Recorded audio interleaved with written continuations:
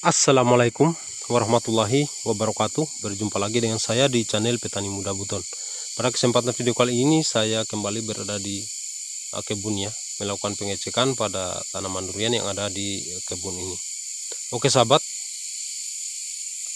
hari ini saya akan coba berbagi pengalaman tentang bagaimana caranya agar supaya kita bisa mengidentifikasi tanaman durian kita sehat atau tidak ya. Jadi untuk saya pribadi ya, untuk saya cara mengidentifikasinya tanaman durian kita itu sehat atau tidak, biasanya saya lihat dari daunnya ya. Jadi daunnya menjadi tolak ukur saya tanaman durian saya itu terserang penyakit atau tidak. Dari daunnya juga biasanya saya akan coba mempelajari serangan penyakit itu ada di akar, di pangkal batang, di cabang ataupun di rantingnya ya sahabat. Jadi dengan pengecekan yang rutin kita pasti bisa mengetahui tanaman durian kita itu sehat atau tidak. Untuk yang pertama saya akan coba bagikan ciri-ciri tanaman durian kita bila terserang penyakit ataupun hama ya di akar atau di pangkal batangnya. Ciri-ciri yang perlu kita lihat ataupun ciri-ciri yang biasanya timbul yaitu yang pertama, trubus di seluruh pohon tanaman durian kita akan terhenti sahabat, akan terhenti. Dan biasanya daun muda pada tanaman durian kita akan kerdil ya, kerdil dan kuning sahabat di seluruh pohon tanaman durian kita ya. Itu ciri-ciri tanaman durian kita terserang penyakit di akar atau di pangkal batangnya sahabat. Jadi kalau terserang di pangkal batang ataupun di akarnya, pasti di keseluruhan pohon tanaman durian kita trubusnya akan berhenti ya, dan daun di ujung tanaman durian kita ataupun di ujung rantingnya akan terlihat kerdil dan menguning sahabat. Tapi jika serangan penyakit hanya menyerang di bagian cabang, kita coba perhatikan di cabang yang biasanya terserang itu akan terhenti pertumbuhannya ya. Sementara di cabang yang lainnya akan tetap trubus seperti biasa ya. Jadi seperti itu sahabat.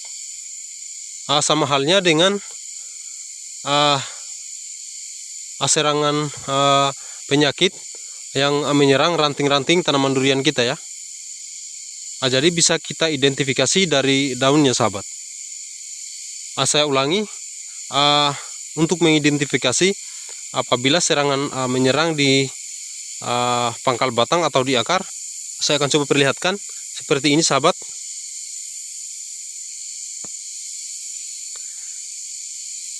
Jadi jika serangan penyakit ataupun hama menyerang seluruh akar tanaman kita, biasanya nutrisi yang tersalur di pohon tanaman durian kita akan terhenti sahabat.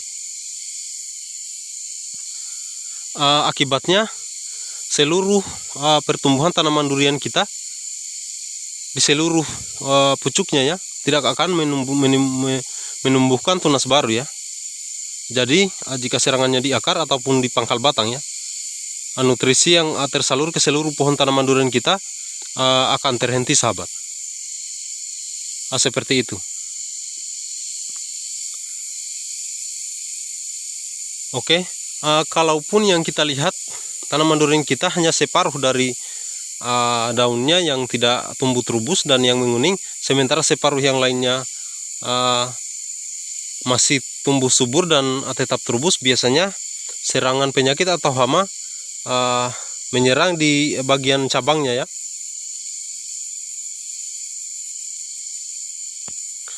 Contohnya misalkan penyakit atau hama menyerang di cabang bagian yang di sini ya. Jadi nutrisi yang terputus hanya di cabang bagian sini sahabat, sehingga otomatis perkembangan ataupun pertumbuhan tanaman durian saya di cabang yang ini akan terputus sahabat, seperti itu. Jadi bisa dilihat dari daunnya. Biasanya daun tanaman durian kita yang terserang di bagian yang terserang penyakit ya, itu akan bermasalah ataupun kuning dan kerdil ya, karena nutrisi kurang ataupun terputus penyerapannya ya.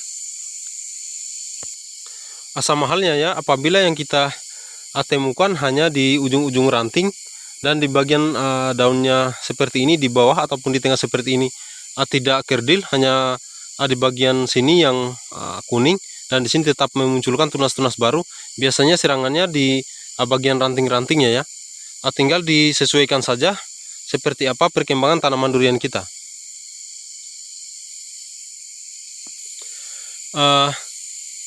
Semoga itu bisa dipahami ya. Yang pertama, saya ulangi sekali lagi ya, semoga ini dapat dimengerti ya.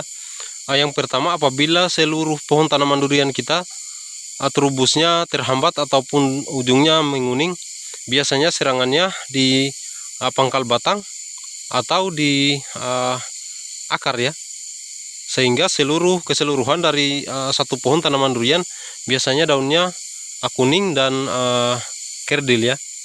Itu biasanya serangannya di bagian akar ataupun pangkal batangnya ya.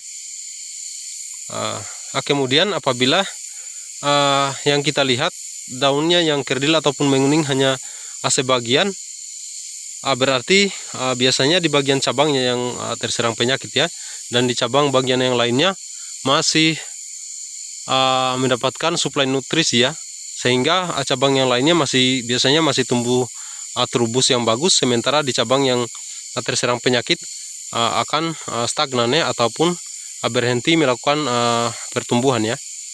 Seperti itu sahabat. Jadi sangat mudah ya untuk mengetahui tanaman durian sakit di bagian akar ataupun di cabang ataupun di rantingnya ya. Untuk di bagian rantingnya biasanya bisa kita lihat di pertengahan rantingnya seperti ini ya. Jika yang terserang di bagian rantingnya, biasanya di bagian bawah misalkan ya, terserang di bagian sini, di bagian atas sini akan menguning dan tidak terubus, sementara di bagian bawah sini di setiap ketek daunnya akan tumbuh terubus baru ya, dan tetap subur perkembangan daunnya di bagian bawah ini. Jadi bisa kita pastikan itu terserang di bagian rantingnya ya. Seperti itu pengalaman yang saya dapatkan selama menanam tanaman durian. Semoga ini bisa bermanfaat bagi kawan-kawan yang juga coba berbudidaya tanaman durian. Bagi yang baru mampir, yang baru menemukan channel saya, silahkan di like dan subscribe ya, agar saya semakin bersemangat membuat video-video tentang tanaman durian ya. Juga bagi yang sudah sering mengunjungi channel saya, yang sudah selalu mengikuti, saya ucapkan banyak terima kasih. Semoga kebaikannya akan diganti oleh Allah Subhanahu wa Ta'ala dengan rezeki yang melimpah. Oke sahabatku, semoga ini bisa dipahami ya. Mungkin dari kata-kata saya agak kurang baik ya. Jika ada yang belum dipahami, bisa ditanyakan di kolom komentar ya. Silahkan ditulis di kolom komentar untuk pertanyaannya. Dan apabila ada masukan-masukan ataupun pengalaman-pengalaman dari teman-teman mengenai tanaman durian, silahkan ditulis juga di kolom komentar ya. Semoga ini bisa menambah wawasan kita tentang tanaman durian. Saya kira cukup sampai di sini dulu untuk videonya. Lebih dan kurangnya mohon dimaafkan apabila ada kata-kata yang salah ataupun pengambilan gambar yang kurang bagus. Saya mohon maaf ya. Saya akhiri videonya, semoga ini bermanfaat. Assalamualaikum warahmatullahi wabarakatuh.